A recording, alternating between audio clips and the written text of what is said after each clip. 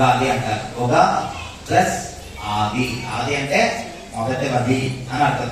ఏమిటా మొదటిది అంటే సాక్షాత్తు సంవత్సరానికి మొట్టమొదటి రోజున అయినటువంటి చైత్ర శుద్ధ పాడ్యమి రోజే ఇదే సాక్షాత్తు. కనుక దీనిని ఉగాది అని అంటారు. న్యూ ఇయర్ కి మాత్రం ఎటువంటివి కనపడదు. అర్థమైందా? న్యూ ఇయర్ కి మాత్రం, ఇంగ్లీష్ న్యూ ఇయర్ కి మాత్రం యథావిధిగా ఎక్కడిదక్కడే ప్రకృతిని ఏ చలనం కూడా ఉండదు. కానీ మనమే మూర్ఖంతో అర్థమైంది తెలిసి వసంత ఋతువు. అలాగే మాసాలలో ఏ మాసం? చైత్ర మాసం. కాబట్టి ఈ చైత్ర మాసం వసంత ఋతువు రాగానే మొట్టమొదటిగా చెట్లన్నీ కూడా ఎలా కనబడతాయి? చిగురిస్తాయి. అంటే అంకురార్పణం అనేటటువంటిది ఈ రోజునే ప్రారంభమవుతుంది. అర్థమైందా? అంతేకాదు ఎక్కడా లేనటువంటి, అప్పటి వరకు కూడా ఎక్కడా లేనటువంటి కోయలు ఈ వసంత ఋతువునే మన గ్రామాలలో, పల్లెల్లో, మన యొక్క వీధుల్లో, వాడల్లో, చెట్లలో పూస్తూ ఉంటాయి కోయలు. చూడండి, కోయల అరిచింది అంటే అది వసంత ఋతువు వచ్చినట్లే, చైత్ర మాసం వచ్చినట్లే. అంటే ప్రకృతిలో ఎంత మార్పో చూడండి మన యొక్క ఉగాదికి, మన యొక్క నూతన సంవత్సరానికి. కాబట్టి ఈ ఉగాదికి ఎందుకు ఇంత ప్రాముఖ్యత అంటే సాక్షాత్తు బ్రహ్మగారు సృష్టి ఆరంభించినటువంటి, సృష్టిని శ్రీకారం చేసేటటువంటిది కూడా మొట్టమొదటి రోజు ఈ ఉగాది రోజునే. కాబట్టి ఈ ఉగాది యొక్క చారిత్రాత్మకంగా చూసుకున్నట్లయితే దైవానికి సంబంధించినటువంటివి, ప్రకృతికి సంబంధించినటువంటివి, కాలానికి సంబంధించినటువంటివి అన్ని కూడా శ్రీకారం ఈ రోజునే ప్రారంభమయ్యింది. కనుక మన యొక్క నవ వసంత ఉగాది యొక్క చైత్ర శుద్ధ పాడ్యమి. ఒక్కసారి ఈ ఉగాది రోజున మనం చేయాల్సినటువంటి విధులు ఏమిటి అంటే పంచకృత్య అంటే 5 యొక్క పారాయణం, 5 యొక్క పనులు చేయాలి. అదేమిటి పంచకృత్య అంటే మొట్టమొదటగా బ్రాహ్మీ ముహూర్తంలోనే నిద్ర లేవాలి. నిద్ర లేచి ఏం చేయాలంటే తైలాభ్యాంగన స్నానం చేయాలి. ఎందుకండి? నువ్వులను అసలు ముట్టుకుంటేనే అమ్మో శని వచ్చేస్తుంది అనేటటువంటి రోజుల్లో తైలానికి అంటే ఒళ్ళంతా పూసుకోవాలి. ఆ రోజు మనం నూనె ఎక్కడ రాస్తాం? సర్వసాధారణంగా తలకు మాత్రమే రాస్తాం. కానీ 2 దగ్గరలా, ఒకటి ఈ ఉగాది రోజున, రెండవది దీపావళి అమావాస్య రోజున తైలాభ్యంగన స్నానం శాస్త్రం చెప్పింది. ఈ తైలాభ్యంగన స్నానం ఎప్పుడు అంటే లక్ష్మీదేవి కొలువై ఉంటుంది. మరి నీటిలో ఎవరు కొలువై ఉంటారు అంటే గంగాదేవి కొలువై ఉంటుంది. ఎప్పటి వరకు? సూర్యోదయానికి పూర్వమే. కాబట్టి సూర్యోదయానికి పూర్వమే ఒళ్ళంతా మర్దన అంటే మసాజ్ ఏమి కాకుండా ఒళ్ళంతా రాసుకుంటూ పరిపుష్కలంగా గంగేజ యమున కృష్ణ గోదావరి సరస్వతి నర్మదే సింధు కావేరి జలస్మిన్ సన్నిధిం కురు అనేటటువంటి పుణ్యనది స్మరణతో పవిత్రమైనటువంటి స్నానం, అభ్యంగన స్నానం మొట్టమొదటిగా ఆరంభించాలి. ఇది 1వ కృత్యం. ఇక 2వ కృత్యానికి వెళ్తే అటుపై మడి వస్త్రాలు ధరించిన తర్వాత మొట్టమొదటిగా ఈ రోజు ఏ దేవుడిని ఆరాధించాలండి? అదే గణపతి. వినాయక చవితి అనుకోండి గణపతికి ఆరాధిస్తాం, శివరాత్రి అనుకోండి శివుడికి ఆరాధిస్తాం, అలాగా అనేక రథసప్తమి అనుకోండి సూర్యనారాయణుడికి ఆరాధిస్తాం. కానీ ఉగాదికి ఏ భగవంతుడికి లింక్ లేదే. ఉగాదికి ఏ భగవంతుడికి లింక్ ఉంది? కాలాతీత స్వరూపం. ఉగాది అంటే కాలానికి సంబంధించినటువంటిది. కానీ కాలాస్వరూపుడైనటువంటి మీరు ఏ ఇష్టమైనటువంటి ఆరాధన చేసినా, దైవతారాధన చేసినా అది చెల్లుతుంది. మీ యొక్క ఇష్ట దేవతారాధన మొట్టమొదటిగా చేసుకోవాలి. దేవతా అర్చన ఉంటుంది కదా, మన ప్రతి ఒక్క ఇండ్లలో కూడా దేవతార్చన ప్రాంగణం ఉంటుంది. కాబట్టి ఆ దేవతార్చన ప్రాంగణంలోకి మనం వెళ్ళి ఇష్ట దేవతారాధన మనస్ఫూర్తిగా చేయాలి. ఆ తదుపరి మనం ఈ యొక్క సంవత్సరం పేరు తప్పనిసరిగా స్మరించాలి. ఏమిటండి ఈ సంవత్సరం పేరు? విశ్వావసు నామధేయ సంవత్సరం. అర్థమైందా? ఈ నామాన్ని స్మరించిన తర్వాత మనము షడ్రసోపేతమైనటువంటి చేసేటటువంటి ప్రసాదాన్ని, నింబ కుసుమ ప్రసాదాన్ని మనం దేవతలకి నివేదన చెయ్యాలి. దేవతలకి నివేదన చేసిన పిమ్మట మనం ఏం చేయాలి? వెంటనే తినేయకూడదు. అర్థమైందా? అటు పిమ్మట రెండవ కృత్యం ఇష్టదేవతారాధన మరియు సంవత్సర నామాన్ని స్మరించడం. ఇకపోతే మూడవ కృత్యం ఏం చేయాలి అంటే ఇంట్లో ఉన్నటువంటి పెద్దలందరి యొక్క ఆశీర్వాదం తీసుకోవాలి. అమ్మా నాన్న ఉంటే మొట్టమొదటిగా అమ్మా నాన్న ఆశీర్వాదం తీసుకోవాలి. తదుపరి ఇందులో అన్నయ్యలు ఉంటే అన్నయ్యలు, అక్కలు ఉంటే అక్కలు, మీరందరూ కూడా భర్తల ఆశీర్వాదం తీసుకున్నారా? లేదు, తీసుకోరు. తెలుసు, తీసుకున్నారా? Very good. కాబట్టి భర్త ఆశీర్వచనం తప్పనిసరిగా తీసుకోవాలి. అటు పిమ్మట పిల్లలందరికీ కూడా అందరూ కలిసే చేయాలి. ఈ రోజు మాత్రం పిల్లలు ఒకసారి, మనం ఒకసారి, వీళ్ళు ఒకసారి కాకుండా అందరూ ఒకేసారిగా ఈ యొక్క కృత్యాలన్నీ కూడా, ఈ యొక్క పనులన్నీ కూడా చేస్తూ ఉండాలి. అర్థమైందా? కాబట్టి పిల్లలకి కూడా అమ్మా నాన్నలకు దండం పెట్టని చెప్పి వాళ్ళకి ఆశీర్వదించాలి నూతన వస్త్రాలు ధరించిన తర్వాత. అర్థమైందా? ఈ విధంగా మూడవ కృత్యం చేసిన తర్వాత ఇంకా శాస్త్ర ప్రకారంగా చెప్పి ఉన్నది ఏమిటి అంటే ధ్వజాన్ని ఈరోజు ఆవిష్కరించాలి. మన ఇంటి మీద ధ్వజాన్ని ఆవిష్కరించాలి. ఎందుకండి కాషాయ రంగుతో కూడుకున్నటువంటి ధ్వజాన్ని పెట్టాలంట? ఎందుకంటే ఈ రోజు నుంచి ఏం ప్రారంభమవుతుంది? నవరాత్రులు ప్రారంభమవుతుంది కదా.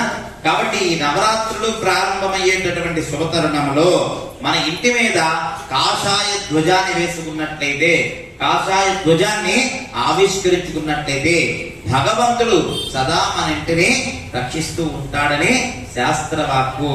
అర్థమైందా? కాబట్టి ఆ ధ్వజము ఏ రంగుతో కూడువై ఉండాలి? కాషాయ రంగుతో కూడుకునేటటువంటి ధ్వజాన్ని మన ఇంటి మీద ఆవిష్కరించాలి. ఇకపోతే ధర్మకుంభాన్ని పూజించాలి. పూర్ణకుంభాన్ని పూజించాలి. పూర్ణకుంభం అన్నా ధర్మకుంభం అన్నా మనం ప్రతిసారి ఏం చేస్తూ ఉంటారంటే ఏదో ఒకటి మన కోసము అనేటటువంటి విధానము మన యొక్క హిందూ ధర్మములు ఎప్పుడు లేదు. మనం శక్తి కొలది ఇతరుల కోసం అనేటటువంటిదే మన హిందూ ధర్మం చెప్పింది. అర్థమైందా? ఈ రోజు పూర్ణకుంభంలో ఏం చేయాలంటే శుద్ధ జలము వేసి అందులో గంగే యమునా చైవ అనేటటువంటి నదుల స్మరణ చేసి ఇలా పూర్ణకుంభాన్ని సిద్ధం చేసుకోవాలి. దీనిని ధర్మకుంభం అని కూడా అంటారు. దీనికి ఏమని అంటారు? ధర్మకుంభం అని కూడా పేరు. ఈ ధర్మకుంభాన్ని పూజించిన తర్వాత ఆ యొక్క కుంభంతో కూడుకునేటటువంటి జలాన్ని ఒక బ్రాహ్మణుడికి దానం చేయాలి. దీనిని ధర్మకుంభ దానము లేదా ఉగాది కుంభ దానము అని కూడా అంటారు. ఆ శుద్ధ జలాన్ని దానం చేసుకున్నట్లయితే మనకి ఏ విధమైనటువంటి ఉత్తర క్షణాలలో కూడా జలపానీయాలకి లోటు ఉండదని శాస్త్రవాక్కు. అర్థమైందా? లేదా ఈ రోజు నుంచే చలివేంద్రియాలు పెట్టాలి. ఎక్కడెక్కడ ఉష్ణం తీవ్రంగా ఉంటుంది ఎండ. కాబట్టి ఆ ఎండకి 10 మందికి దాహో ఆర్తిహి అనేటటువంటి వచ్చిన వాళ్ళందరికీ కూడా మంచి నీళ్లు దానం చేయాలి. ఏం పెట్టక్కర్లేదు, ఓన్లీ గ్లాసు నీరు వాళ్ళకి ఇస్తే చాలు, తృప్తి పడతారు. కాబట్టి తద్వారా పుణ్యం మనకి లభిస్తుంది. ఇకపోతే మనం ఏం చేయాలి అంటే పంచాంగ శ్రవణం చేయాలి. ఏమిటండి పంచాంగము? పంచాంగం ప్రతి ఒక్కరు అంటూ ఉంటారు కదా. అసలు ఏమిటి పంచాంగం అంటే మన శాస్త్రం ఏం చెప్తుంది అంటే తిథిర్వాలంచ నక్షత్రం యోగం కరణం ఏవజ. తిథిర్వాలంచ నక్షత్రం యోగం కరణం ఏవజ. పంచాంగ విధి విఖ్యాతం లోకోయం కర్మ సాధనం. పంచాంగం అనేటటువంటిది లోకానికి ఉపయోగపడేటటువంటి అత్యద్భుతమైనటువంటి ఆయుధము. అది నీకు, నాకు, లోకానికి, ఒక శుభ తరుణానికి అన్నిటికీ కూడా మనం ఏం చూస్తాం? పంచాంగాన్ని పరిశీలిస్తూ ఉంటాం. ఇందులో ఏముంటుందయ్యా అంటే పేరులోనే ఉంది కదా, తిథి, వార, నక్షత్ర, కరణం, యోగం. ఈ 5ంటికి ఏమిటి ఈ 5 అంటే ఈ 5 కూడా మనం ఎంతగా చెప్పుకున్నాం కదా. ఉగాదికి ఏ భగవంతుడు లేదంటే ఏదో ఒక భగవంతుడు ఉంటే ఉంటాడు కదా. కాబట్టి ఏ భగవంతుడు అయ్యా ఉన్నాడు అంటే సారస్వరూపుడే ఈ ఉగాదికి భగవంతుడు. అది నువ్వు అమ్మవారుగా అనుకోవచ్చు, లేదా విష్ణువుడిగా అనుకోవచ్చు, లేదా పరమశివుడిగా అనుకోవచ్చు. నీవు ఏ విధంగా అనుకుంటే ఆ విధంగా ఉంటుంది. కాబట్టి ఆ పరమేశ్వరుడికి ఈ 5 నుంచి యొక్క అంగాలతో కూడుకునేటటువంటి ఈ యొక్క పంచాంగము ఎల్లప్పుడూ 5 విభాగాలుగా శివుడి యొక్క అనుగ్రహంతో కూడుకై ఉంటాయి. కాబట్టి ఆ యొక్క పంచాంగాన్ని శ్రద్ధాభక్తులతో ఉగాది రోజు తప్పనిసరిగా చేయాలి. మీరు అనేక మార్లు చేసి ఉంటారు. భక్తి టీవీ ఉదయం నుంచి ఆన్ చేసి ఉంటే ఓహో ఒక్కొక్క పండితులు వచ్చి ఒక్కొక్క విధంగా పంచాంగ శ్రవణాలు చెప్తూ ఉంటారు. మీరు ఉదయం నుండి చేస్తూ ఉంటారు. అంతేనా? అది పంచాంగ శ్రవణమేనా? చెప్పండి, పంచాంగ శ్రవణమేనా కాదా?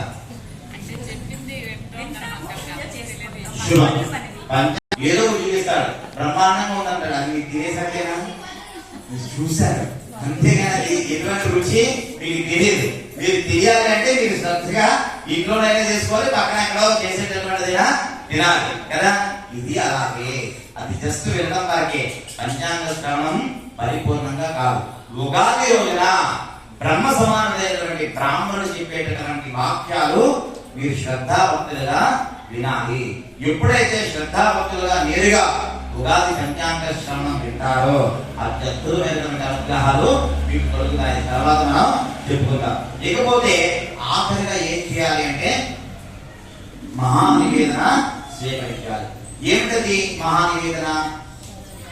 ఉగాది పచ్చడి. అంతేనా? ఉగాది పచ్చడి ఎన్ని రుచులతో సమ్మేళనం? ఎన్ని రుచుల సమ్మేళనం? షట్రుచులు. Very good. షట్రుచుల సమ్మేళనం కదా. ఏమిటా షట్రుచులు? ఎవరైనా చెప్పగలరా? మొదటిది ఏమిటి? తీపి, చేదు, పులుపు, వగరు, కారం, ఉప్పు, లవణం. శుభం. కాబట్టి ఈ 6 రుచుల్ని మన నాలుక 6 రుచుల వరకే స్వీకరిస్తుంది. 7వ రుచి ఉండదు. అందుకోసం ఈ 6 రుచులే షట్రుచుల సమ్మేళనం. 7వ రుచి ఏమీ కూడా లేదు. అర్థమైందా? కాబట్టి ఈ 6 రుచుల యొక్క సమ్మేళనంతో కూడుకునేటటువంటి పదార్థాలు వేసుకునేటటువంటి మహాప్రసాదాన్ని ఉగాది రోజు తప్పనిసరిగా పరగడుపున స్వీకరించాలి. అంతేగాని కాఫీలు, టీలు, టిఫిన్లు అన్ని తినేసిన తర్వాత ఓ బ్రహ్మాండంగా తర్వాత తింటామంటే కాదు. అర్థమైందా? పరగడుపున పూజ చేసుకున్న తర్వాత పూజ దగ్గర పెట్టేటటువంటి నివేదన, ఇంటి పెద్దలందరికీ దండం పెట్టిన తర్వాత నమస్కారం చేసుకున్న తర్వాత గ్రామదేవత కులదేవతలు అందరూ దండం పెట్టిన తర్వాత స్వామి వారి దగ్గర పెట్టేటటువంటి నివేదన స్వీకరించాలి. అది షట్రుచుల సమ్మేళనము. శతాయుర్వక్రదేహాయ సర్వసంపత్కరాయ సర్వాభీష్ట నివారణాయ నింబ కుసుమ భక్షణం నిమ్మదల భక్షణం ఏదినా అనొచ్చు. ఏమిటండి అంటే ఈ ఉగాది రోజుని ఎవరైతే షట్రుచుల సమ్మేళనాన్ని స్వీకరిస్తారో శతాయుర్వక్రదేహాయ 100 సంవత్సరాలు పరిపూర్ణంగా జీవించుడాగా. శతాయుర్వక్రదేహాయ సర్వసంపత్కరాయ ఎవరైతే షట్రుచుల సమ్మేళనాన్ని భక్తి శ్రద్ధలతో స్వీకరిస్తారో సర్వ సంపత్కరాయ అన్ని సంపదలు మీకు కలుగుతాయి. సర్వ సంపత్కరాయ సర్వారిష్ట నివారణాయ అన్ని అరిష్టాలు అన్ని దోషాలు పోతాయి. ఏమిటి చేస్తే పోతుంది అంటే నింబ కుసుమ భక్షణం. అంటే నింబ కుసుమ అంటే మామిడి యొక్క పూజ చేసుకునేటటువంటి ప్రసాదాన్ని స్వీకరించడం ద్వారా ఈ యొక్క ఇన్ని ఉపయోగాలు మనకి కలుగుతాయి. అర్థమైందా? అందులో ఉన్నటువంటిది మొట్టమొదటిగా చేదు దేనికి సూచిస్తుంది అంటే మన జీవితానికి సంబంధించినటువంటి పండగే ఉగాది. మన జీవితంలో ఇవన్నీ ఉంటాయి. అర్థమైందా? మొట్టమొదటి రుచి చేదు. చేదులో ఏముంటుంది? చేదులో ఏముంటుంది? మనకు సంబంధించి దుఃఖం ఉంటుంది. చేదు ఎల్లప్పుడూ దుఃఖము, అంతే కదా. చేదు దుఃఖం అయితే దానిని జయించాలంటే ఉగాది రోజు మనం ఏం చేయాలి? సంకల్పముతో జయించాలి. మన దగ్గర ఏముండాలి? సంకల్ప బలముతో మనం ఆ యొక్క దుఃఖాన్ని జయించాలి. దుఃఖం అందరికీ వస్తుంది. ఎవరైతే జయించగలరు, ఎవరి దగ్గర అయితే సంకల్ప బలము ఉంటుందో వాళ్ళు మాత్రమే దుఃఖాన్ని జయించగలరు. కొంత చూడండి, కృంగి కృషించిపోయి నానా అకృత్యాలకి లోనవుతూ ఉంటారు. అలా దేని వల్ల? వాళ్ళ దగ్గర సంకల్ప శక్తి లేదు. ఆ సంకల్పం శక్తి ఇచ్చేటటువంటిది ఎవరిది? అమ్మ. అమ్మ తప్పనిసరిగా సంకల్ప బలాన్ని అందిస్తుంది. ఎన్ని కష్టాలు రాని వాడు అలాగా మానలాగా ఉంటాడు. వాడిని మీరు చూస్తే వాడికి వచ్చినటువంటి కష్టాలు ఎవరికి రాకూడదు అంటారు. అంతేనా? కానీ వాడు అలా ఉండడానికి కారణం వాడికి సంకల్ప బలం ఉంది. మొట్టమొదటి చేదు ద్వారా మనం దాన్ని సంకల్ప బలంతో జయించాలి. ఇకపోతే వగరు. వగరు దేనితో వస్తుంది? మామిడి. చేదు వేప పువ్వు వల్ల వస్తుంది, మనం ఇవ్వాలి అందులో. ఇక వగరు దేని వల్ల వస్తుంది? మామిడి ముక్కలు. మామిడి ముక్కలు దయచేసి తొక్క తీసి పోయకూడదు, తొక్కతోనే మాత్రమే అప్పుడే వగరు ఉంటుంది. అర్థమైందా? కాబట్టి ఆ వగరు అంటే ఏమిటి? సమస్యలు. మొట్టమొదటి చేదు వల్ల మనకి దుఃఖం వస్తుంది, రెండవది వగరు వల్ల మామిడి ముక్కలు వేస్తాం, తద్వారా మనకి ఏముంటుంది? మన జీవితానికి సంబంధించింది సమస్యలు ఉంటాయి. ఆ సమస్యలు దేనితో స్వీకరించాలి? తిప్పికొట్టాలంటే సవాళ్ళతో తిప్పికొట్టాలి. మన దగ్గరకు వచ్చేటటువంటి సమస్యని మనం పరిష్కారం దేనితో చేయాలి? సవాళ్ళతో చేయాలి. సవాళ్ళు ఎవరికి వస్తుంది? ధైర్యం శౌర్యంతో ఉన్నటువంటి వాళ్ళకే వస్తుంది. అది ఎవరికి? ధైర్యం సాహస లక్ష్మి అన్నారు కదా. ధైర్యం ఎవరి దగ్గర అయితే ఉంటుందో వాళ్ళ దగ్గర ఎవరు ఉంటారు? లక్ష్మీదేవి ఉంటుంది. కాబట్టి ఆవిడే ఎవరు? కదా. కాబట్టి రెండవ అంశం ఒకరు కూడా సవాళ్ళతో మనం తిప్పుకొట్టాలి. లేకపోతే అందరికి ఇష్టమైనటువంటిది తీపి. ఆ తీపిలో మనం ఏం వేస్తాం? బెల్లం ముక్కలు, కొత్త బెల్లం ముక్కలు మనం వేస్తాం. అది దేనికి ప్రతీకారం అంటే మనలో ఉన్నటువంటి సంతోషానికి ప్రతీకారం. ఆ సంతోషాన్ని మనం ఏం చేయాలి? ఆస్వాదించాలి. సంతోషం వచ్చేటప్పుడు లేదండి మాకు వద్దండి అది కాదండి తెచ్చేదిరా అన్నారనుకోండి, దయచేసి సంతోషం కూడా ఏమిటి? సంతోష స్వరూపిణి అమ్మ. సంతోషం ఏమిటి? గణపతికి ఆనందం వస్తే ఎవరు పుట్టారు? మీరు కథ చదివారు కదండి, విన్నారు కదండి. గణపతికి ఆనందం వస్తే ఎవరు పుట్టారు? తల్లి జగన్మాత సంతోషించని. ఆవిడ ఎప్పుడైతే ఆనందంలో పుట్టారో అప్పుడు ఆవిడకి పేరు పెట్టారు, సంతోషిని అని పేరు పెట్టారు. సంతోషం కూడా ఏ స్వరూపం? అమ్మ స్వరూపమే. దాన్ని మనం ఏం చేయాలి? ఆస్వాదించాలి, మనస్ఫూర్తిగా ఆనందించాలి. ఇకపోతే పులుపు. పులుపు దేనికి సంకేతం? ఏం చేస్తారు పులుపులో? చింతపండు, కొత్త చింతపండు వేయాలి. అది దేనికి సంకేతం? విసుగుకు సంకేతం. కొంతమంది చూడండి, ఒక దగ్గర కూర్చోలేరు, వాళ్ళ విసుగు ఎల్లప్పుడు ఇక్కడ అక్కడ వాళ్ళు ఎక్కడ కూడా పటిష్టంగా ఉండలేరు. దేనికి ఉండలేరు అంటే వాళ్ళకి ఆ విసుగు పోయేటటువంటి శక్తి వాళ్ళ దగ్గర లేదు. అర్థమైంది? దేని ఒక దాని మీద శ్రద్ధ పెట్టలేరు, విసుగుపోతూ ఉంటారు. అది మంచిదైనా విసుగే, చెడుదైనా విసుగే. వాళ్ళకి విసుగు. అది దేనితో కొట్టాలి అంటే మనలో ఉన్నటువంటి స్ఫూర్తితో తిరిగి కొట్టాలి. ప్రతి ఒక్కరిలో కూడా విసుగు ఉంటుంది. ఆ విసుగు ఇతరుల యొక్క స్ఫూర్తిని మనం తీసుకున్న పెద్దల యొక్క స్ఫూర్తిని, పెద్దల యొక్క కథనాన్ని, దైవాంశమైనటువంటి కథనాన్ని స్వీకరించి అది మనలో స్ఫూర్తిని కలిగించి దాన్ని ఎత్తుకొట్టాలి. ఇకపోతే ఉప్పు దేనికి సంకేతం? ఉప్పు భయానికి సంకేతం. ఇందులో చెప్పాను కదా, ధైర్యం సాహస లక్ష్మి. దాన్ని దేనితో కొట్టాలి? భయాన్ని ధైర్యంతో కొట్టాలి. ఆ ధైర్యాన్ని ఇచ్చేది కూడా తల్లి జగన్మాత. ఇకపోతే కారం. కారం దేనికి సంకేతం? ఏం వేస్తారు కారంలో? మిరియాలు. చూసారా? మిరియాలు వేస్తారు. ఒక్కొక్క ప్రాంతాన్ని బట్టి కొంతమంది పచ్చిమిరపకాయలు వేస్తారు, కొంతమంది మిరియాలు వేస్తారు. ఏది వేసినా కారం ఉంటుంది. కాబట్టి ఆ కారం దేనికి సంకేతం? కోపానికి సంకేతం. తన కోపమే, గట్టిగా చెప్పండి, ఇది అందరికీ కావాలి. తన కోపమే తన శత్రువు. కాబట్టి కోపం దేనితో జయించాలి? శాంతంతో జయించాలి. ప్రేమ లేదన్నా, ప్రేమ తర్వాత కానీ ముందు శాంతమే లేదంటే ప్రేమ అవుతుంది. కాబట్టి కోపం దేనితో జయించాలి? శాంతంతో జయించాలి. కాబట్టి ఈ 6 రుచుల యొక్క సమ్మేళనం మన జీవితంలో ఉన్నటువంటి ఏమిటి? దుఃఖము మరియు సమస్యలు, సంతోషము మరియు విసుగు మరియు భయము, అక్కడ కోపము. అంతే. ఇదే హరిషత్ వర్గాలకి కూడా గుర్తు. కామ, క్రోధ, లోభ, మోహ, మద, మాత్సర్యాలు.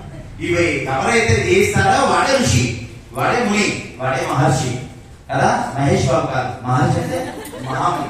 కాబట్టి ఎవరైతే జయించలేడో వాడే భూమి మీద అనేకమైనటువంటి సమస్యలతో పుట్టిమిట్టాడుతూ ఆకలిగా మరణిస్తుంటారు కదా. కాబట్టి ఈ 6 రుచుల యొక్క సమ్మేళనాన్ని ఏమని చెప్పుకోవాలి? శతాయుర్వత్ర దేహాయ సర్వ సంపత్కరాయ సర్వారస్ నివారణాయ నింపకుసుమ భక్షం. మాకు ఎందుకంటే ఏంటంటే ఆయన ఓం గోవిందాయ నమః, ఓం శ్రీమాత్రే నమః అనుకుంటూ పుష్కలంగా కలగట్టుకొని 6 రుచుల సమ్మేళనం స్వీకరించడమే. అర్థమైందా? ఈ విధంగా పంచాంగాన్ని తప్పనిసరిగా ఉగాది రోజున వినాలి. ఇకపోతే పంచాంగ శ్రవణంలోకి మనం ఒక్కసారి వెళ్ళిపోతాం. శ్రద్ధా భక్తులతో వినండి. పంచాంగ శ్రవణం. శ్రీ గురుభ్యో నమః. శ్రీ మహాగణాధిపతయే నమః. ఓం శ్రీమాత్రే నమః.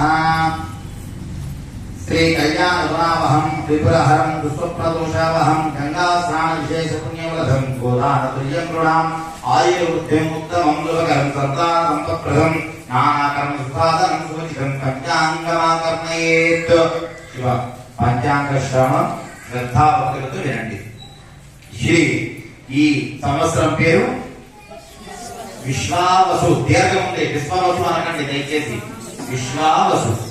లాస్ట్ గత సంవత్సరం పేరు ఎంత తేడాలో, పేరులోని ఎంత తేడా ఉంది చూడండి. క్రోధి. దానికి మనం ఏం చేశాం? నక్రోధోనసర్యం నలోభోనాసువామధి భవంతి కృత పుణ్యానాం భక్తానాం శ్రీ సూక్తం జపేత్తదా. లాస్ట్ ఇయర్ దోషాలు పోవడానికి మనకి శ్రీ సూక్తంలో పుష్కలంగా కనబడింది. కానీ ఈ విశ్వావసు ఏమిటండి? పేరులోనూ ఒక పెద్ద ఋషి కనబడుతున్నాడే అంటే ముందుగా లాస్ట్ నుండి చూద్దాం. వసు, వసుంధర, వసుధార అని మీరు పేరు వినే ఉంటారు. సీరియల్ కాదండి దయచేసి. కాబట్టి ఇక్కడికి వచ్చేయండి. వసు లేదా వసుధార. వసుధార అంటే పెద్ద యజ్ఞాలు చేసేటప్పుడు మీరు మీ అందరూ గుర్తుందో లేదు, ఇక్కడ మన యజ్ఞం చేసేటప్పుడు లాస్ట్ లో యజ్ఞంలో ఒక పెద్ద అరటి తప్పుతో గాని లేదా శృపుతో గాని నెయ్య ధార పోస్తూ ఉంటారు. దానికి ఏమని పేరు? వసుధార. వసుధార. పెద్ద ప్రతిష్టా కార్యక్రమాలైతే ఆ ధార తెగకుండా రాగా పడుతూ ఉంటుంది.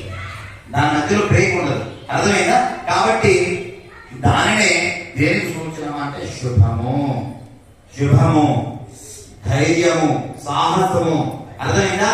ప్రేమ. వీటన్నిటికీ సూచన వసు. దేనికండి ఇవన్నీ అంటే విశ్వా. విశ్వ అంటే మొత్తం. యా దేవి సర్వభూతేషు ప్రకృతి రూపేణ సంస్థిత. ప్రకృతిలో కనబడేటటువంటి ప్రతి వస్తువు ఆఖరిగా మానవుడితో సహా దేనితో జీవించగలరు?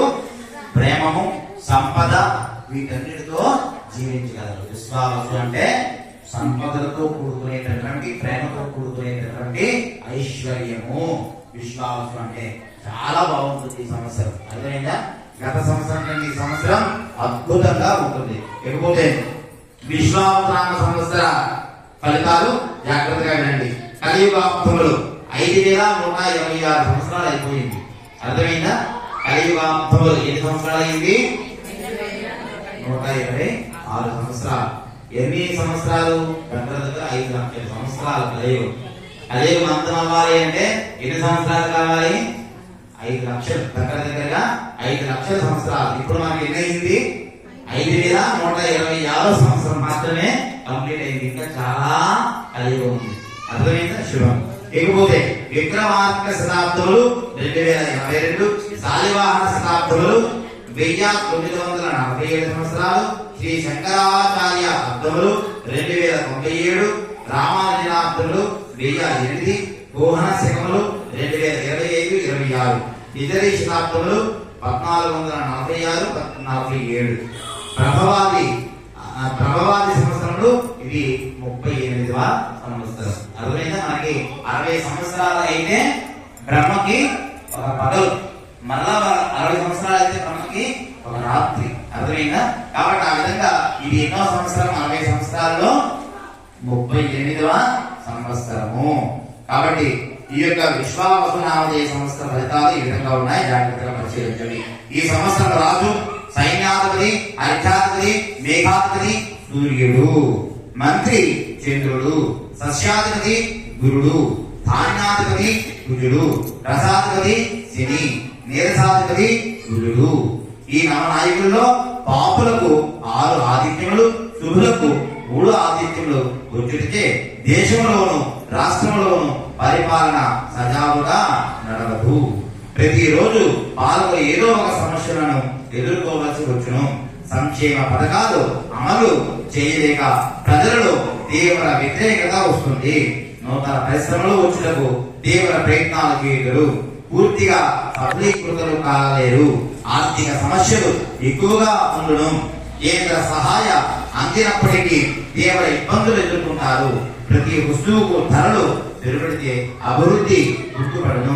రియల్ ఎస్టేట్ రంగము, భవన నిర్మాణ రంగాలు వృద్ధిలో ఉండును. ప్రపంచం అంతటా ఆర్థిక మాంద్యము ఉంటుంది. కొన్ని దేశాలు అట్ట నడుగుతాయి. సరిహద్దు దేశాలలో యుద్ధ వాతావరణం ఉంటుంది. మన సైనికులు చాకచక్యంతో యుద్ధాన్ని ఎదుర్కొంటారు. అంతరిక్ష పరిశోధనలు మహా విజయవంతమవుతాయి. ఈ సంవత్సరం 2 కొంచాల వర్షం దేశంలోను రాష్ట్రంలోను మంచి వర్షాలు కురియును. సగటు వర్షపాతం నమోదును.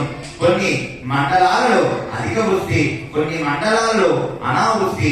దేశంలో రాష్ట్రంలోను నదులు పొంగి ప్రవహించును. ఉత్తరాఖండ్లో ఈ సంవత్సరం కూడా కొండ చర్యలు విరిగిపడి రహదారులు మూతపడును. స్వల్పంగా జననష్టం ఉంటుంది. ఈ సంవత్సరం కూడా పిడుగుపాట్లు మెరుపులు అధికంగానే ఉండును. మెట్ట భూములు ఇసుకలు విరివిగా కలిపిను. పల్లపు భూముల్లో తెగుళ్లు ఎక్కువ ఉంటే పంట దిగుబడి బాగా తగ్గుడితే రైతాంగం నష్టపోతున్నారు.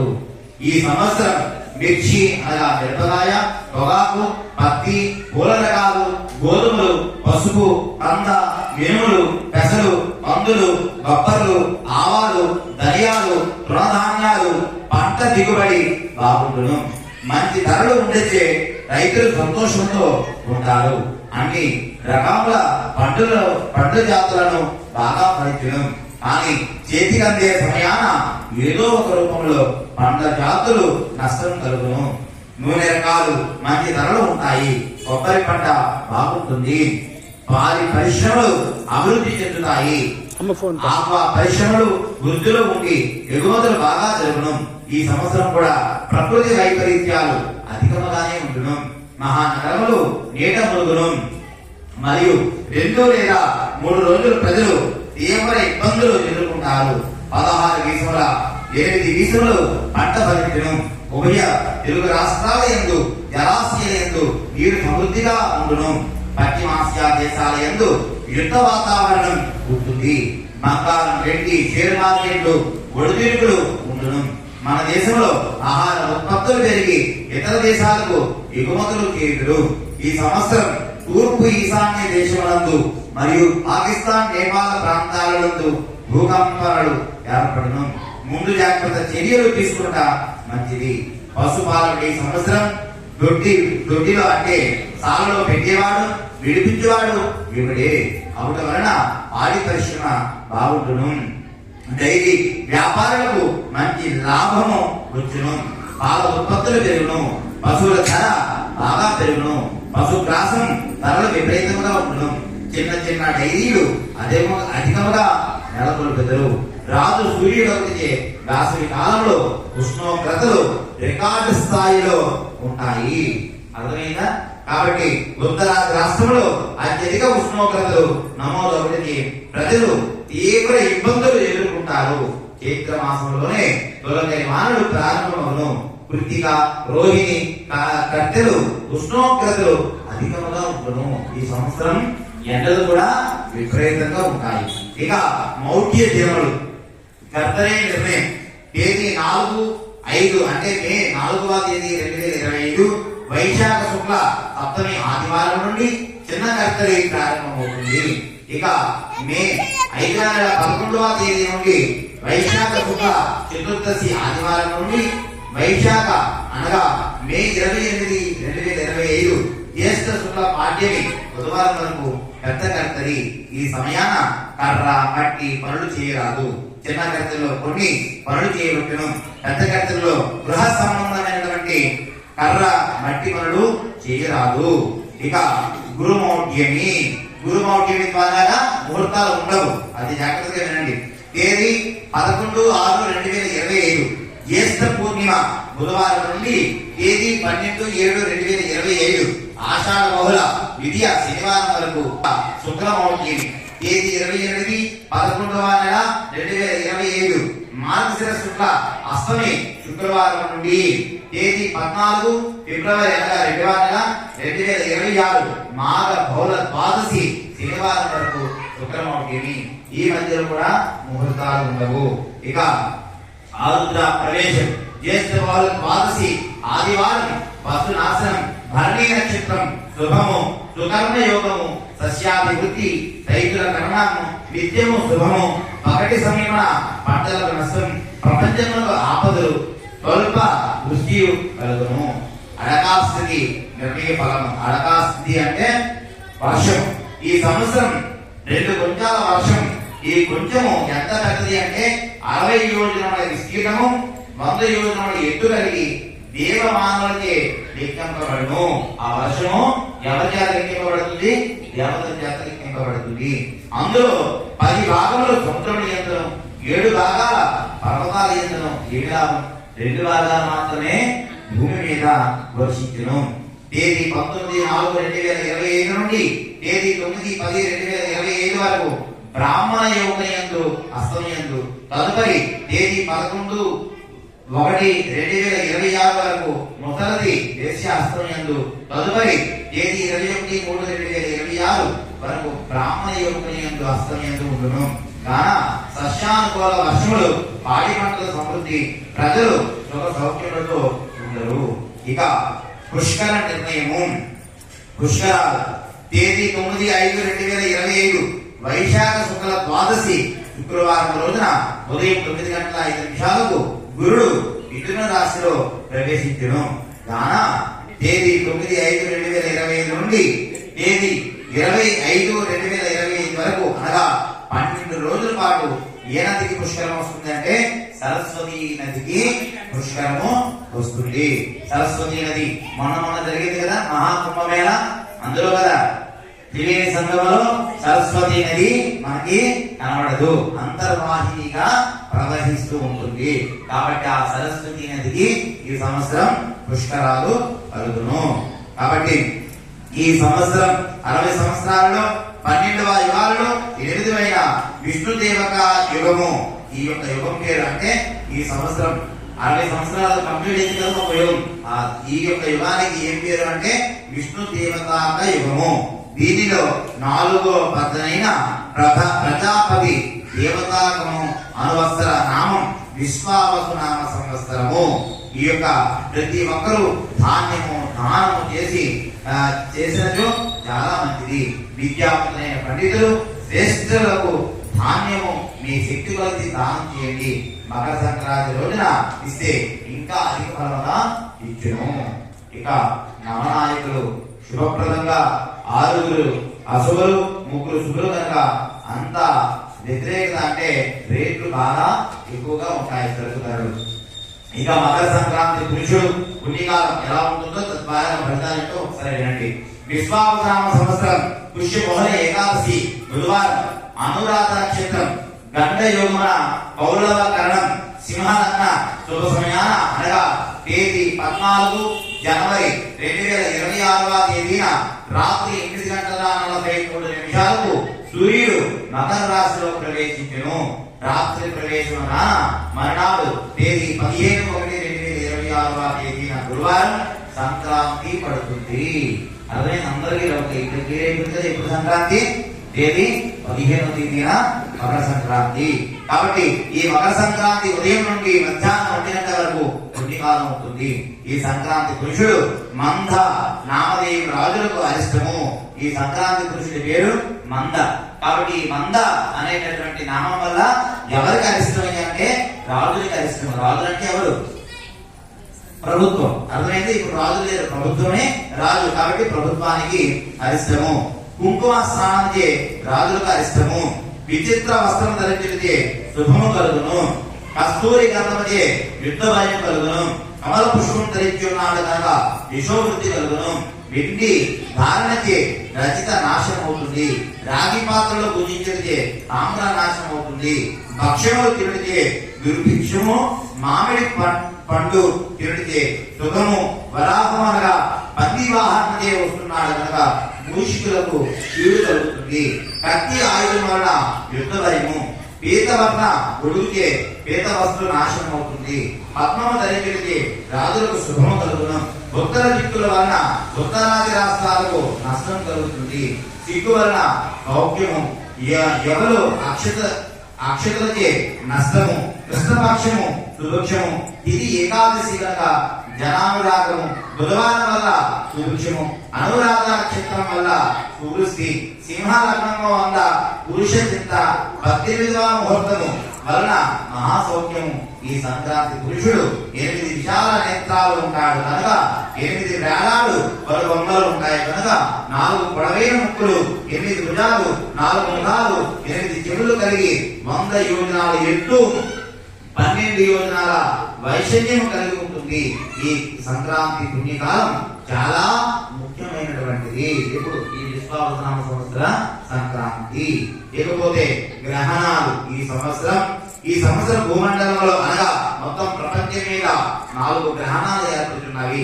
అవి 2 సూర్యగ్రహణాలు, 2 చంద్రగ్రహణాలు ఉంటాయి. భారతదేశంలో 2 చంద్రగ్రహణాలు మాత్రమే కనిపిస్తూ ఉంటాయి. సూర్యగ్రహణాలు భారతదేశంలో ఉండవు. 2 సూర్యగ్రహణాలు భారతదేశంలో ఎక్కడా కనిపించవు. ఈ మధ్య టీవీ వంటి ప్రసార సాధనాల వల్ల, సోషల్ మీడియా వల్ల ప్రపంచం ఏ మూల గ్రహణం ఏర్పడినా ప్రసారం చేస్తున్నారు. అందువల్ల నేను కూడా తెలియజేస్తున్నాను. అంతే కనుక ఇంకొక విధానం కాదు. గ్రహణాలు, సూర్యగ్రహణాలు లేవు. సూర్యగ్రహణం సంపూర్ణ చంద్రగ్రహణం మొట్టమొదటిది ఎప్పుడు అంటే 9వ నెల 7వ తేదీన 2025 భాద్రపద శుక్ల పూర్ణిమ ఆదివారం రోజున రాహుగ్రస్త సంపూర్ణ చంద్రగ్రహణం.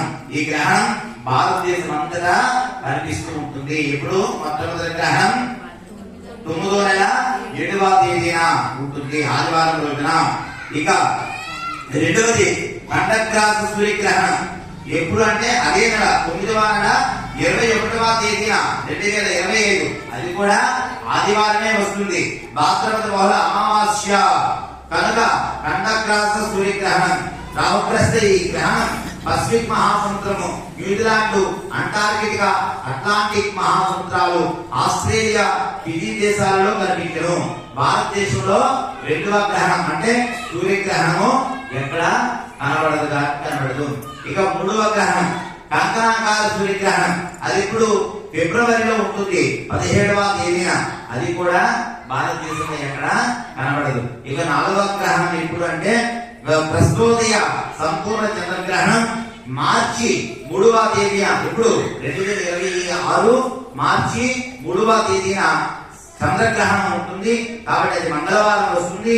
పాల్గొన శుక్ల పూర్ణిమ ఏడుగ్రస్త ప్రస్తోదయ సంపూర్ణ చంద్రగ్రహణం మన దేశంలో ఖండగ్రాస గ్రహణంగా ఉంటుంది. కాబట్టి ఇది భారతదేశంలో కనబడుతుంది. అంటే మొత్తం 4 గ్రహణాలకి ఎన్ని గ్రహణాలు?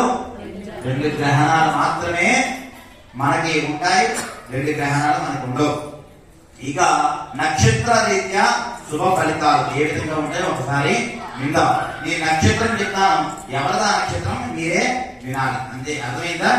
అశ్విని నక్షత్రం, పుష్యమి నక్షత్రం, స్వాతి నక్షత్రం. వీరికి సంవత్సరం ధనలాభం, కార్యజయం ఉంటుంది. కార్యజయం అంటే ప్రతి పని కూడా జయప్రదం అవుతుంది. భరణి నక్షత్రం, ఆశ్లేష నక్షత్రం, విశాఖ నక్షత్రం, శ్రవణ నక్షత్రం. వీరికి నమ్మక ద్రోహాలు, కలహాలు ఉంటాయి. కృతికా నక్షత్రం, మఘ నక్షత్రం, అనురాధ నక్షత్రం, ధనిష్ట నక్షత్రం. ఉన్నత స్థితి, కీర్తి లాభం కలుగుతుంది. రోహిణి నక్షత్రం, గుబ్బ నక్షత్రం, జ్యేష్ఠ నక్షత్రం, శతభిష నక్షత్రం. వీరికి విరోధములు, పట్టింపులు, కొట్లాట్లు ఉంటాయి. వృషభ నక్షత్రం, ఉత్తర నక్షత్రం, మూలా నక్షత్రం, పూర్వభాద్ర నక్షత్రం. వీరికి సంవత్సరం అలంకార ప్రాప్తి, నూతన వస్తు ప్రాప్తి కలుగుతుంది. ఆరుద్ర నక్షత్రం, హస్త నక్షత్రం, పూర్వాషాఢ నక్షత్రం, ఉత్తరాభద్ర నక్షత్రం వారికి ఆరోగ్య భంగములు, చంద్రస్మృతులు జరుగుతాయి. ఇక పునర్వసు నక్షత్రం, చిత్తా నక్షత్రం, రుద్రాషాఢ నక్షత్రం, రేవతి నక్షత్రం వారికి ఆరోగ్య లాభం, ఆయు వృద్ధి కలుగుతుంది. ఇక ఆదాయాలు వ్యయాలకు ముందు నక్షత్రములకు కందాదాయ పనులు. కందాదాయ పనులు అంటే బాబు నాకు సున్నాలు ఉన్నాయో చూడవా అని అడుగుతుంటారు. కాబట్టి ఆ సున్నాలు ఏమిటో, దాని విధానం ఏమిటో ఒకసారి పరిశీలిద్దాం. నక్షత్రం చెప్తాను, నేను వరుసగా ఒక్కొక్క నెంబర్ కూడా మరి 12 నెలలు కదా. 12 నెలలు అంటే 3 డివైడ్ చేసుకుంటే ఒక్కొక్కటి 4 నెలలు వస్తుంది. అర్థమైందా? కాబట్టి ఆ విధంగా ఒక్కొక్క నెంబరు 4 నెలలు పరిపాలన ఉంటుంది. బేసి సంఖ్య వలన ధనలాభం, సమ సంఖ్య వలన సమఫలితం, 0 వలన పుణ్య ఫలం లేదా అనారోగ్య ఫలితం వస్తుంది.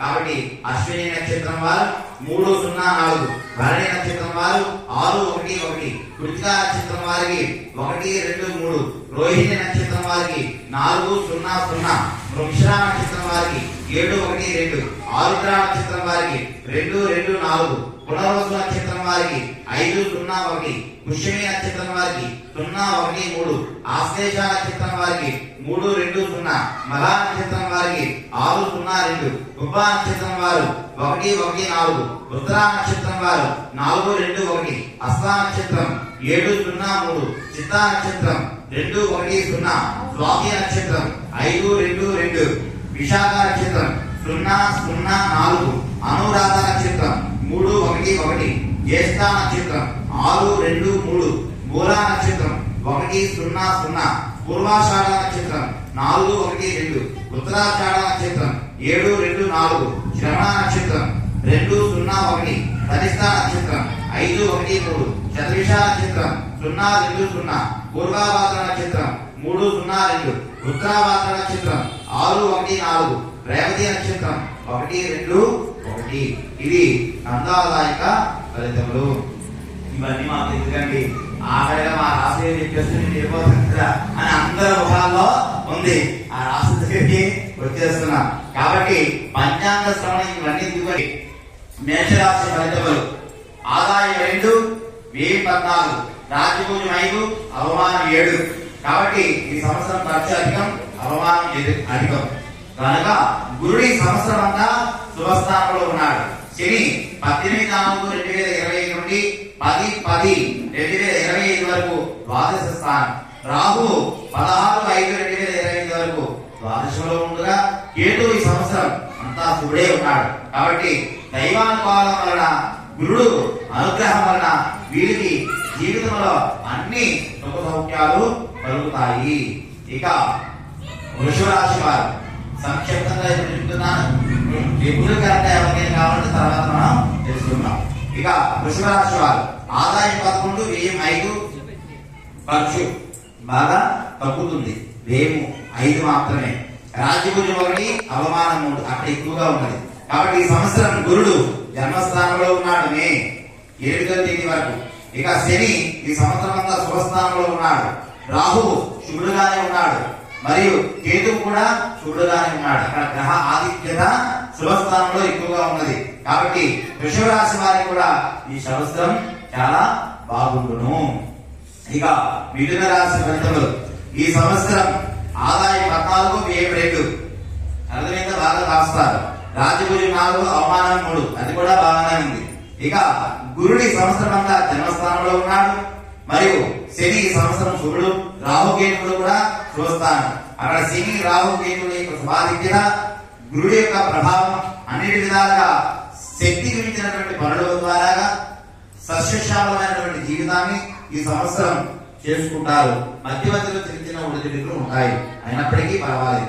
కర్కాటక రాశి ఫలితములు: ఆదాయం 8, వ్యయం 2, రాజ్యపూజ్యం 7, అవమానం 3. రాజపూజాలు, అవమానాలు బాగున్నాయి. అలాగే ఇక్కడ ఆదాయం వ్యయాలు కూడా బాగున్నాయి. కాబట్టి గురుడు మాత్రం ఈ సంవత్సరం ద్వాదశం మరియు జన్మంలో ఉన్నాడు. శని ఈ సంవత్సరం ఎప్పుడు 10వ నెల 10వ తేదీ నుండి ఆఖరి వరకు అష్టమ స్థానంలో ఉన్నాడు, అష్టమ శని. మరియు రాహువు అష్టమ రాహువులో ఉన్నాడు మరియు కేతువు శుభస్థానంలో ఉన్నాడు. కేతువు శుభస్థానంలో ఉండడం వలన దైవానుగ్రహం పుష్కలంగా దొరుకుతుంది. ఇక ఆ రాహు కూడా అష్టమ స్థానంలో ఉన్నాడు కనుక కాస్త జాగరూకతో ఉండడం మంచిది. ఈ యొక్క కర్కాటక రాశి వారికి శుభ అశుభ ఫలితాలు, మిశ్రమ ఫలితాలు గోచరిస్తున్నాయి. ఇక సింహరాశి వారికి ఈ సంవత్సరం గురుడు శుభుడే, శని అష్టమ స్థానంలో తిరిగి ఆఖరి వరకు అష్టమంలో ఉంటాడు వలన రాహు కూడా అష్టమంలో ఉంటాడు మరియు కేతువు కూడా ఈ సంవత్సరం అంతా జన్మస్థానంలో ఉన్నాడు. గ్రహస్థితి అంత అనుకూలంగా లేనందున గురుడు మాత్రమే శుభస్థానంలో ఉండడం వలన, గురుడు అంటే ఎవరు? దేవత యొక్క గురువు కనుక బృహస్పతి అనుకూలం వలన కాస్త మెరుగైనటువంటి జీవితం కష్టాలు ఉన్నప్పటికీ పర్వాలేదు అనుకుంటున్నారు. శుభం. ఇక కన్యా రాశి ఫలితములు. ఈ సంవత్సరం గురుడు శుభుడు, శని కూడా శుభుడే. మరి రాహువు 5వ నెల వరకు సప్తమంలో ఉంటాడు, తర్వాత అష్టమంకి వెళ్తాడు, అది కాస్త జాగ్రత్తగా ఉండాలి. కేతు ఈ సంవత్సరం అంతా జన్మము మరియు ద్వాదశంలో ఉంటాడు. అయినప్పటికీ కూడా పెద్ద గ్రహాలైనటువంటి గురుడు శని బలంగా ఉన్నందువలన కన్యా రాశికి శుభ ఆధిక్యత ఎక్కువగా గోచరిస్తుంది. ఇక తులారాశి ఫలితములు. ఆదాయం 11, వ్యయం 5. అర్థమైందా? రాజపూజ 2, అవమానం 2. అది బాగానే ఉంది. ఆదాయ వ్యయాలు, రాజపూజ, అవమానాలు బాగున్నాయి. ఈ సంవత్సరం గురుడు సంవత్సరాది నుండి 5వ నెల 8వ తేదీ 2025 వరకు అష్టమ స్థానంలో ఉంటాడు. తర్వాత శని అంతా శుభుడుగానే ఉన్నాడు. రాహుకేతువులు కూడా శుభస్థానంలో ఉన్నాడు. కాబట్టి గ్రహ ఆధిక్యత శుభస్థానము అత్యధికంగా ఉన్నందువలన తులారాశి వారికి కూడా బాగానే ఉండును. ఇక వృశ్చిక రాశి ఫలితములు. ఆదాయం 2, వ్యయం 14. బాగా ఖర్చు చేస్తారు. రాజపూజం 5, అవమానం 2. గౌరవ మర్యాదలు బాగానే ఉంటాయి. కాబట్టి ఈ సంవత్సరం గురుడు అష్టమ స్థానంలో ఉంటాడు. శని శుభస్థానంలో అర్ధాష్టమం నుండి వెళ్ళిపోతూ ఉంటాడు. రాహువు 16/5/2025 నుండి అర్ధాష్టమము. కేతు ఈ సంవత్సరం శుభుడే. కాబట్టి బృహస్పతి అనుగ్రహం కాస్త ఉంటుంది. అలాగే శని అనుగ్రహం కూడా ఉంటుంది. కనుక పెద్ద గ్రహాల యొక్క అనుగ్రహం ఉండడం వల్ల వీళ్ళు కూడా మధ్యలో కాస్త చిన్న ఉడుదుడుతుంది తప్ప మిగతా జీవితం అంతా కూడా సాఫీగా ఉంటుంది ఈ సంవత్సరం కూడా. ఇక ధనుసు రాశి ఫలితములు. ఈ సంవత్సరం వీరికి అర్ధాష్టమంలో శని ఉంటాడు. గురుడు శుభస్థానంలో ఉంటాడు. ఇక రాహువు కేతువులు అంతా శుభస్థానంలోనే ఉంటాడు. కాబట్టి గ్రహ ఆధిక్యత బాగానే ఉండదు. కానీ శని చికాకులు ఈ సంవత్సరం నుంచి ప్రారంభం అవటం వలన కాస్త జాగ్రత్తతో ఉండడం మంచిది. ఇక మకర రాశి వారికి.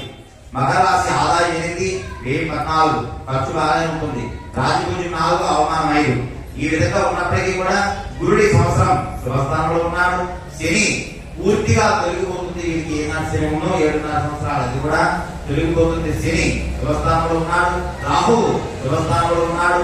కేతువు అష్టమం 5 నెలల వరకు ఉన్నాడు. కనుక అయినప్పటికీ కూడా గ్రహ శుభ ఆధిక్యత ఎక్కువగా ఉంటుంది. కనుక ఈ సంవత్సరం మకర రాశి వారికి చాలా యోగ్యంగానే ఉంటుంది. ఇక కుంభరాశి ఫలితములు. ఈ సంవత్సరం ఆదాయం 8, వ్యయం 14. రాజపూజం 7, అవమానం 5. కాబట్టి ఖర్చు ఆధిక్యత, అవమానం, గౌరవ మర్యాదలు కూడా అక్కడ కాస్త జరుగుతుందో ఉంది. ఇకపోతే గురుడు అర్ధాష్టమ స్థానం. శని ఏలినాటి శనిలో ఇంకా ఉన్నాడు. రాహు జన్మరాహువులో ఉన్నాడు. కేతువు సప్తమ స్థానంలో ఉన్నాడు. కాబట్టి కేతు అక్కడే బాగా యోగిస్తున్నాడు. కాబట్టి దైవానుగ్రహం కుంభరాశి మీద పుష్కలంగా ఉంటుంది. కాబట్టి దైవనామ స్మరణ వల్ల జీవితం అంతా కూడా సాఫీగానే ఉంటుంది. ఇక మీనరాశి ఫలితములు. ఆదాయం 5, వ్యయం 5. సరి సమానంగా ఉన్నాయి. రాజపూజం 3, అవమానం 1. గౌరవ మర్యాదలు బాగున్నాయి. ఈ సంవత్సరం గురుడు అర్ధాష్టమ స్థానంలో ఉన్నాడు. శని ఏలినాటి శనిలో ఉన్నాడు. రాహు 16/5/2025 నుండి ద్వాదశంలో ఉన్నాడు. కేతు ఈ సంవత్సరం శుభస్థానంలో ఉన్నాడు. కాబట్టి వీరికి గ్రహ ఆధిక్యత పరిశీలించినట్లయితే శుభ అశుభ మిశ్రమ ఫలితాలు ఎక్కువగా గోచరిస్తున్నాయి. ఇది సంక్షిప్తంగా ద్వాదశ రాశి ఫలితములు. ఇకపోతే మీరు ఎవ్వరు కూడా అమ్మో కొంతమంది బాగా ఉందన్నారు, కొంతమందికి బాగా లేదన్నారు, అసలు మీరు ఏం చేయాలని ఒడిదుడుకులకి దూరమవ్వకండి. మీకు ఒకే ఒక ఉదాహరణ చెప్తాను. మార్కండేయుడికి ఆయుర్దాయం చాలా చిన్నది, అంతేనా? కానీ మార్కండేయుడికి పరమేశ్వరుడు ఇచ్చేటటువంటి ఆయుర్దాయం ప్రత్యేకమైనటువంటిది. దేనివల్ల? భగవన్నామ స్మరణ వల్ల. అర్థమైందా? అలాగే రావణాసురుడి యొక్క తమ్ముడికి విభీషుడికి తక్కువ ఆయుర్దాయం. అర్థమైందా? రావణుడికి మాత్రం పూర్ణ ఆయుర్దాయం. కానీ చిరంజీవిగా ఎప్పటికీ ఎవరు గురుదై ఉన్నారు? విభీషణుడు గురుదై ఉన్నాడు. రావణాసురుడు మరణించాడు. పూర్ణాయుష్ ఇచ్చేటటువంటి వాడికి కూడా మరణం దొరికింది. అర్ధాయుష్యం ఉన్నటువంటి వాడు మాత్రం చిరంజీవిగా ఉన్నాడు. దేనివల్ల అంటే ధర్మబద్ధమైనటువంటి నడవడిక. రెండవది విశ్వాసపూర్వకంగా భగవంతుడిని నామాన్ని జపించడం ద్వారా ఈ రాశి ఫలితాలు కూడా తారుమారయ్యేటటువంటి ఫలితాలు గోచరిస్తాయి. కాబట్టి నిరంతరం భక్తి శ్రద్ధలతో ఉండండి, భక్తి శ్రద్ధలతో భగవన్నామ స్మరణ చేసుకుంటూ ఉండండి. కాబట్టి ఎవరైతే పంచాంగ శ్రవణం చేశారో వాళ్ళకి ఎలాంటి ఫలితాలు వస్తాయి అంటే, మీరందరూ కూడా పంచాంగ శ్రవణం చేశారు కదా, విన్నారు కదా ఇప్పుడు.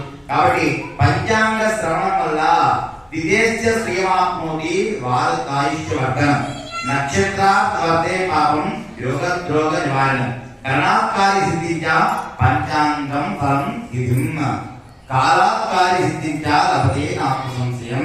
అంటే ఈ పంచాంగం వలన, తిథి వలన మనకి సంపద, వారం వలన ఆయుష్, నక్షత్రం వలన పాప విముక్తి, యోగం వలన రోగ విముక్తి, కరణం వలన కార్యసిద్ధి కలుగుతుంది. నవగ్రహాలు ఫలితాలు విన్నారు కదా. కాబట్టి నవగ్రహాలలో సూర్యుడి శౌర్యాన్ని ఇస్తాడు, చంద్రుడు ఇంద్ర సమానమైనటువంటి వైభవాన్ని ఇస్తాడు, కుజుడు శుభాన్ని ఇస్తాడు, శని ఐశ్వర్యాన్ని ఇస్తాడు, రాహు బాహుబలాన్ని ఇస్తాడు, కేతువు కులాధిక్యతను ఇస్తాడు, బుధుడు బుద్ధిని ఇస్తాడు, గురుడు జ్ఞానాన్ని శుభాన్ని విద్యని ఇస్తాడు, శుక్రుడు సౌఖ్యాన్ని ఇస్తాడు. కాబట్టి నవనాయకుల ఫలితాల వల్ల నవగ్రహ అనుగ్రహం లభిస్తుంది. అలాగే తిథి వార నక్షత్ర కర్ణ యోగం వల్ల అనేకమైనటువంటి శుభ ఫలితాలు వస్తాయి. అంతేకాకుండా మన శాస్త్రం ఏం చెప్తుందంటే, శ్రీ కళ్యాణవహం, ఎవరైతే పంచాంగ శ్రవణం చేస్తారో శ్రీ అంటే సంపద కలుగుతుంది, కళ్యాణం అంటే శుభప్రదం గోచరిస్తుంది. దుస్వప్న దోషాహం, ఎవరికైతే దుస్వప్నాలు వస్తాయో ఆ దుస్వప్న దోషాలు పంచాంగ శ్రవణం వల్ల లభిస్తుంది, దొరుకుతుంది. గంగా స్నాన విశేష పుణ్య ఫలదం, గంగా స్నానం చేస్తే ఎలాంటి పుణ్య ఫలితం వస్తుందో ఉగాది రోజున పంచాంగ శ్రవణం చేస్తే అలాంటి పుణ్యము కలుగుతుంది. గోదాన తుల్యం రుణం, గోవుని దానం చేస్తే ఎలాంటి పుణ్య ఫలితం కలుగుతుందో పంచాంగ శ్రవణం ఉగాది రోజున చేస్తే అలాంటి పుణ్యం కలుగుతుంది. ఆయుర్వృత్తి ఉత్తమం, ఈ పంచాంగ శ్రవణం ఉగాది రోజున చేయడం వల్ల ఆయుష్ మరింత పెరుగుతూ ఉంటుంది. మరియు శుభకరం సంతాన సంప్రదం, శుభకరం ఎల్లప్పుడూ శుభంగా తెలుస్తుంది, సంతాన సంపత్ప్రదం, మనకి కలిగినటువంటి సంతానం శుభంగా ఉంటారు. వాళ్ళు మన పిల్లలందరూ కూడా బుద్ధితో మంచి విద్యాబుద్ధులతో వాళ్ళు ముందుకు వెళ్తూ ఉంటారు. నానా కర్మ సుధాధనం సురక్షితం పంచాంగం ఆకర్ణయే, ఇలాంటివి కొన్ని వందల శుభాలు, వందల యజ్ఞాలు చేసేటటువంటి శుభాలు మా కర్ణయే, పంచాంగం ఆకర్ణయే అంటే పంచాంగ శ్రవణం వినడం ద్వారా లభిస్తుంది. అంతటి మహోత్కృష్టమైనటువంటిది ఈ ఉగాది రోజు పంచాంగ శ్రవణం. కాబట్టి అందరూ కూడా పంచాంగ శ్రవణం విన్నారు. విశ్వావసనామదే సంవత్సర పంచాంగ శ్రవణం అందరూ కూడా మంచి ఆయుష్తో ఉండాలని నేను మనస్ఫూర్తిగా దీవిస్తూ ఉన్నాను. కాబట్టి అందరూ కూడా నమస్కారంలో ఉండండి. మీ అందరికీ ఈ ఉగాది సంవత్సరం అంతా మీ ఇంట సుఖశాంతులతో, నిత్య ఉల్లాసములతో, సిరి సంపదలతో, అష్టైశ్వర్యములతో, భోగభాగ్యములతో, పాడి పంటలతో, బంధు మిత్ర కలత్ర పుత్ర పుత్రిక పశు శిశు ధన కనక వస్తు వాహన గృహ గజ దురగ రత్న గో భూ హిరణ్య రజిత వజ్ర వడూర్య మరకత మాణిక్య సమస్త లాభాలతో విరిసిల్లాలని కోరుతూ ఆ అమ్మలగన అమ్మ ముగ్గురమ్మల మూలపుటమైనటువంటి మన మహాకాళి మహాలక్ష్మి మహాసరస్వతి స్వరూపమైనటువంటి తల్లి లలితాంబుల మనస్ఫూర్తిగా వేడుకుంటూ వాగర్త వ్యవసంపృక్తం వాగర్త ప్రతిపత్తియే జగత పితరం వందే పార్వతీ పరమేశ్వరవు. తప్పనిసరిగా ఈ రోజు పార్వతీ పరమేశ్వరుడు అనుగ్రహం మనందరి మీద మీరు తిప్పేటటువంటి ఆశీర్వాదాలన్నీ కూడా మీ ఇంట వంట చెప్తా ఉండి ఆనందోత్సవాలతో ఉండుగాక. స్వస్తి ప్రదాభ్యాం పరివార్యాందామ్యాయ నమార్గ్యనమహిమైజా గోబ్రాహ్మణేభ్యో శుభమస్తు నిత్యం లోకా సమస్త సుఖినో భవంతు. కాలే వర్షితవత్యమ్యా పృథివీ సస్యశాలినీ దేశోऽयं శోభరహితో బ్రాహ్మణాः సంతు నిర్భయాः సర్వే భవంతు సుఖినः సర్వే సంతు నిరామయాः సర్వే పుత్రాణి పశ్యంతు మా కచ్చిత్ దుఃఖమాప్నుయాత్ అపుత్రా పుత్రిణः సంతు పుత్రిణः సంతు పౌత్రిణः నిధనాः సదనాः సంతు జీవంతు శరదాం శతం. ఓం శాంతి శాంతి శాంతి. స్వస్తి. అందరూ అక్షతల పుష్పాలు పెట్టుకో.